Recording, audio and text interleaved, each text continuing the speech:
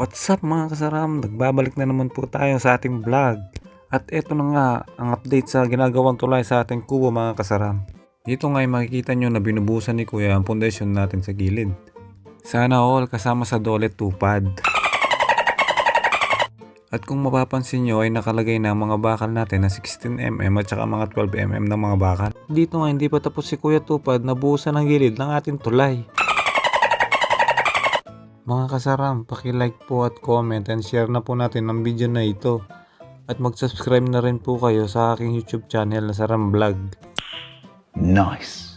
Dito nga mga kasaram, kung inyong makikita ay binuhusan na nila ng semento yung kaninang mga nakapormang bakal. At eto na nga mga kasaram, patuloy pa rin silang nagbubuhos ng semento.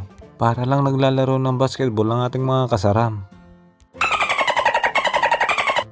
At dito nga ay makikita natin mga naghahalo ng semento. At ayan si Kuya, hinahalo ng paunti-unti ang ating semento. At dito nga ay may makikita tayong artistang dadaan. Ayan na siya, si Apudoy pala. At kung makikita nyo, 4 po ang naghahalo ng semento. Ito si Kuyang naka-green, ang bilis maghalo ng semento. Para tumatakbo ng 50 km/h.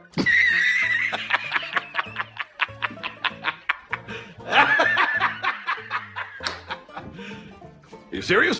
At eto na nga, naglalaro na naman sila ng basketball. Eto na, pinapasa na ni Patrimonio kay Lebron. Lebron, what a nice dunk!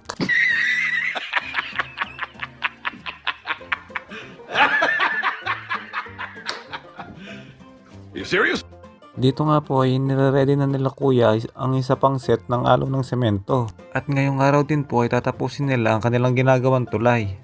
Dahil kinabukasan daw po ay meron pa po silang mga project na gagawin. Dito nga ay kung inyong makikita ay pinapantay na nila gamit ang mahabang kahoy. At kung nakarating ka sa part na ito ay mag-subscribe ka na sa aking YouTube channel na Saram Vlog. Ilalagay ko po ang link sa taas. Paki-follow na rin po ako sa aking Facebook. Share and like, comment po kayo mga kasaram. Maraming salamat po. Dito nga ay malapit nang matapos ang ating pinapagawang project na tulay. At hindi na rin po mahirapan si Erpat na ipasok ang kanyang motor sa loob. Kita-kits po tayo ulit sa aking susunod na vlog. Maraming salamat po. Babush!